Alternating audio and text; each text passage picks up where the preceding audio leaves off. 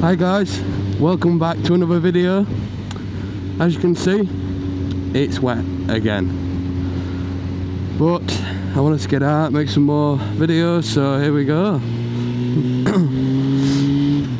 So yeah, I wanted to talk about, oh my god, there's fuel on floor again. Oh, I don't like that. Anyway, god, there's quite a bit of fuel on floor, let's be careful.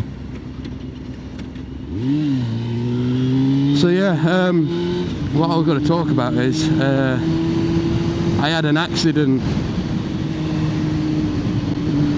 Yep, I had an accident on the bike, but it wasn't this bike. It was another bike.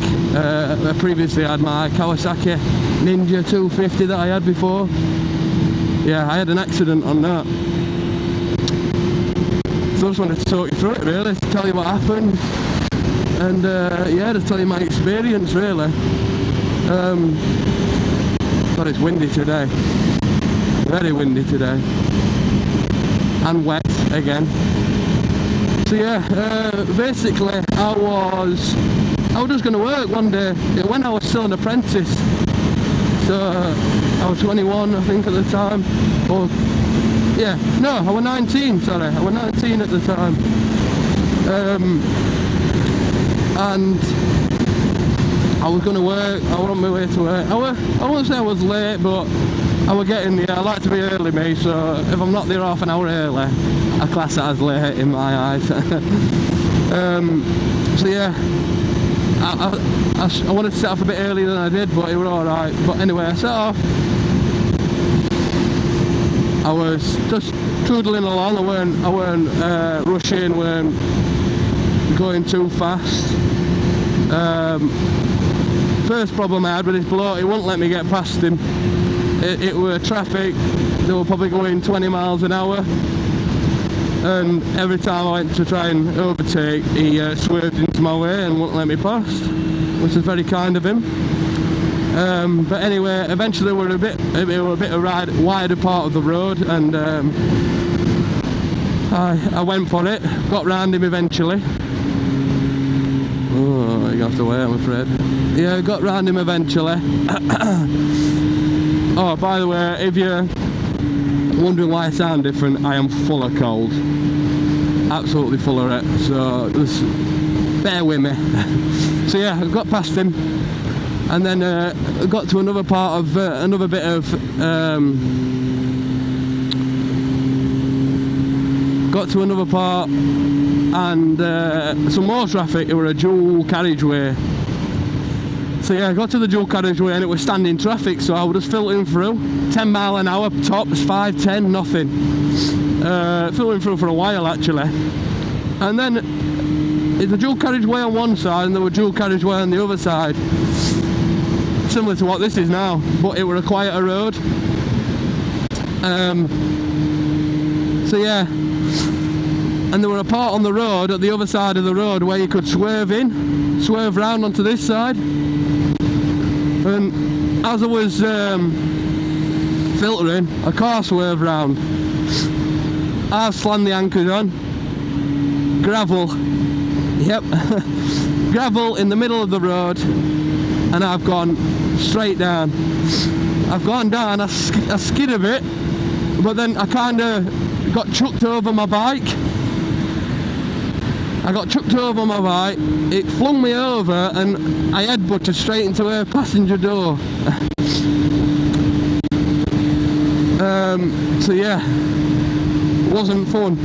I got out, I wasn't very happy as you can imagine. I probably said some things I shouldn't have said to the person driving, but obviously in the moment you get a bit annoyed.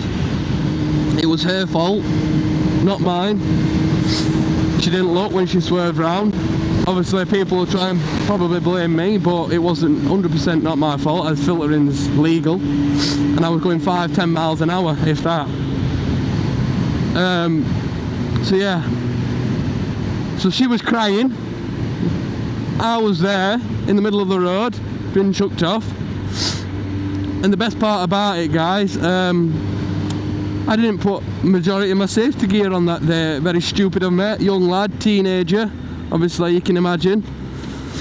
I didn't put my leather trousers on, and I didn't put my gloves on. I only had my helmet and my oh, there's a big ditch here. I only had my helmet and my leather jacket on. Come on then. So yeah, as you can imagine, my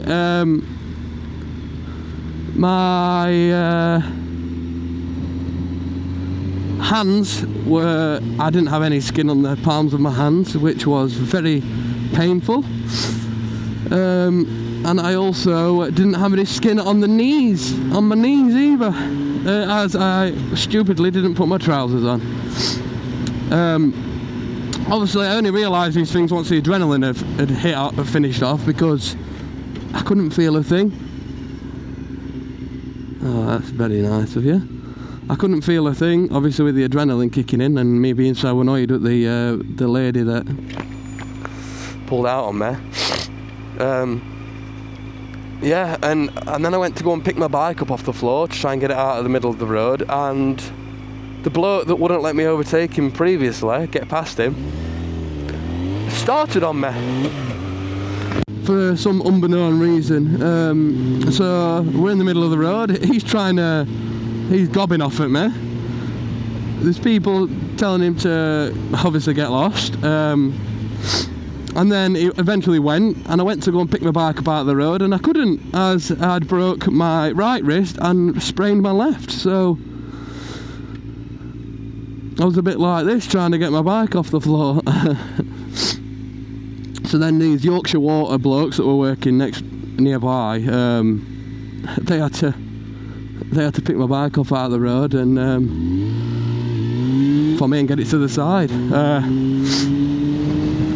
Everyone wanted to ring an ambulance for me. I was fine. I just called my mum and my dad.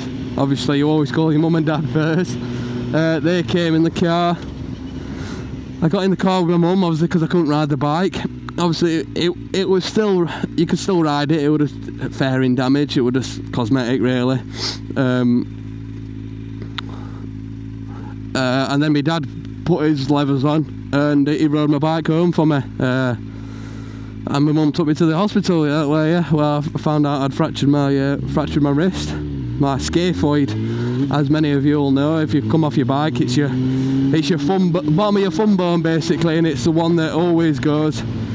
Basically your thumb gets stuck behind your handlebar like that, and you go over and your thumb stays where it is. That's how you break it. Learner's coming over onto my side. So yeah, that was that.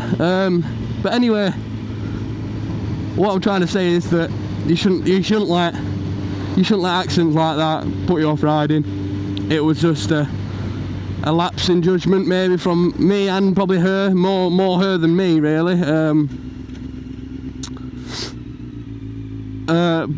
Yeah, and that's it really. Basically, you gotta stay on it. You gotta get back on it. You can't let these things put you off, because otherwise I wouldn't be riding this to this day. But yeah, I got a fairing kit. I ordered a fairing kit online from eBay, come from Japan.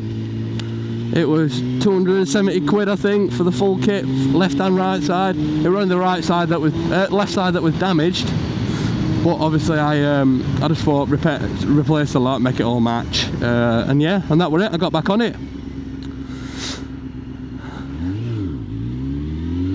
And I got back on it, yeah, and I love it, still to this day. Still to this day, you've got to forget about these things, or you'll never get anywhere in life. You'll never do anything. And if I'd have done that day, I wouldn't have been riding now. So yeah, I just wanted to share my experience of me coming off my bike, as many of you have probably been through the same thing. Obviously, some are more serious than what I went through, and it is sad to think that, but these things happen, and you just got to be mindful, and you got to have 10 eyes in your head to watch out for everybody, or otherwise there'd be hundreds and hundreds and hundreds and hundreds of accidents and people coming off the bikes, which I bet there's not far off that now anyway really. But yeah, but anyway, short video today. I just wanted to share my experience. I know my last video was quite a long one. I think I'm going to get a couple of short videos out there, and as well, just so keep everyone engaged. You need to let me know whether you like the longer videos or the shorter ones. But yeah, it was just a short one today, and I hope you like listening to my experience. Please comment. Let me know if any of you else has been through a similar situation. If you've been knocked off your bike, or you've come off, or you've just dropped your bike. I'd love to hear about it, and yeah, share with me. Anyway, thanks guys. Like, subscribe. I hope you're enjoying the content. I got some good likes on my last video, and I love that you. Well, I hope you're enjoying it. So thanks. Cheers, guys. I'll see you later. Peace.